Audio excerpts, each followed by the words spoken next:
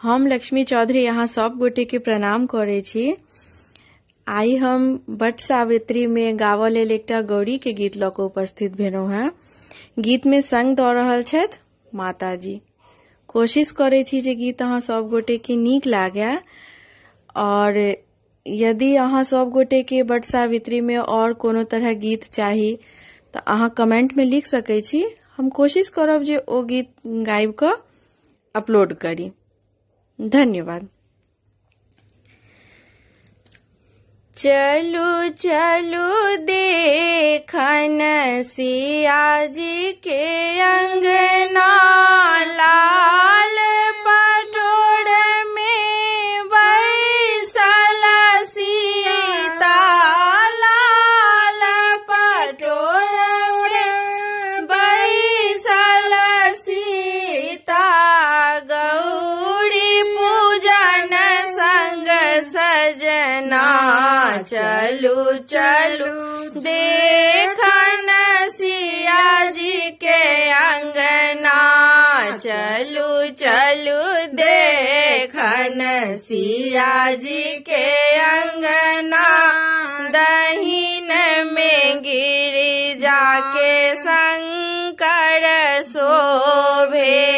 गोद में कार्तिक ललना, दहिन में गिरिजा के शंकर शोभे, गोदी में कार्तिक ललना, सिया दहिन रघुवर जी शोभे, सिया दहिन रघुवर जी शोभे, लव कुश मांगल ललना, चलू चलू देखन सिया जी के अंगना, चलू चलू देखन सिया जी के अंगना, लाल चिन्ह पीपा सिंदूर,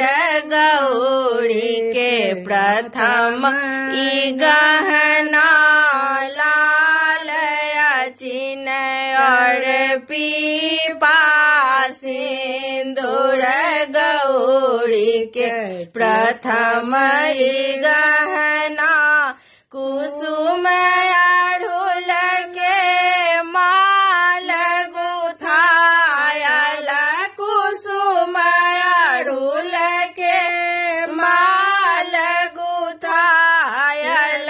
बेल का पात बिछौना, चलू चलू देखन सिया जी के अंगना,